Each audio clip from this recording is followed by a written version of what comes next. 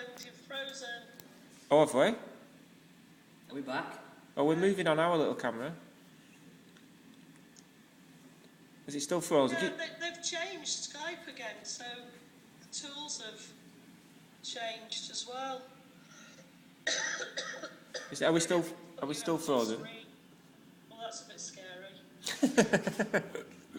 Oh, I think I'll turn you off full screen. It's nothing personal, of course. Yeah. No, it's good, and I've been getting the message out. Brilliant. Tweets have gone to over 5,000 people now. If you look at some of the people who've retweeted Right.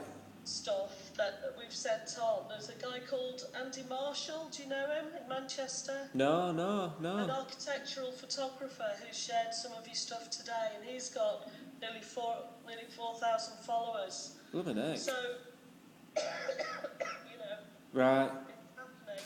Oh, that's good. Yeah. It's because we're just trying. I mean, we've got Wi-Fi here, but apart from that, it's limited because it's quite expensive using the mobile stuff. So we're doing as much as we can here, and we're coming back here, uploading videos and blogging and stuff. I love it. It's really worthwhile. It really seems to be not just. I'm trying to get photographs here, so just if I look like I'm ignoring you, I'm not really. No, it's all right. Yeah. The blog is just becoming a really good kind of central place for all that. The photographs, the updates, the videos. Fantastic. Like, Good. Just sitting this morning and watching the tour in the car and Yeah. walking around and talking about the different arts. I just love it. It's just wonderful. I'm Good. so excited. Yeah. No, it's feeling that way, and just with what William's saying. I mean, things. I mean, it you know, they've been checking us out, you know, in the backgrounds. You know, Right. they've been looking at kind of what we've done. They're looking at William's work and Kerry's work. But Kerry approached them yesterday just about where we take this forward, you know, beyond here. But they've already sort of planned that they're going to come and see us sort of in the new year. And I've got some ideas about how we can then work together and then sort of links to the biennial and stuff like that. So it feels like there's a kind of a genuine connection, which is great, because we weren't sure, you know, because like I said, the first when we met everyone the first day, the first morning, Rick kind of introduced us, and he just referred back to the conversations at Amsterdam and then the email stuff, and he said flipping it, he said, you've got it.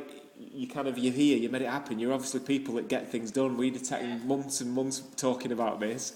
So it's kind of, I think our motivation is kind of enthusing them as well.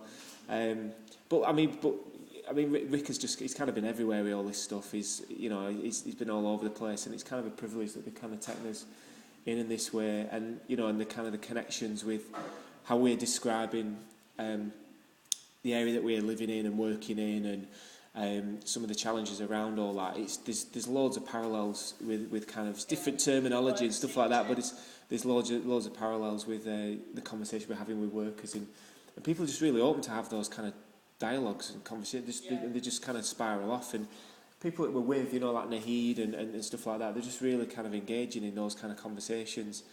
What do you think they're getting from it? Are they?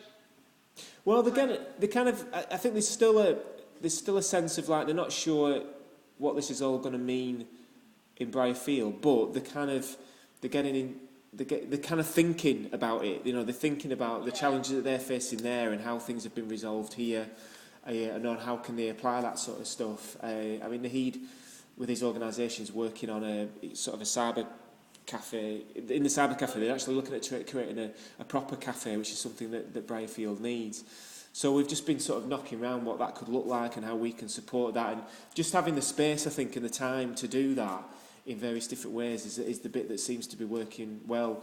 The teachers, Wendy and Sue, I mean, I've been a bit conscious of them. William will back me up on this. I've been kind of a bit conscious about how much they're getting out of it and stuff like that. But then when you talk to them, and Wendy's getting particularly inspired about some ideas she can take back to school in terms of curriculum stuff and linking to the history. But we've had time to talk about them reflecting the challenges of working in their school. And I mean, they've had a bit of there's a bit of resentment for them coming here that they've been sort of telling us about, and people are saying, well, why, you know, what's that going to do for us? You going over there and all that stuff. And then a lot of that is that the kind of politics in the school. You know what it's like, don't you?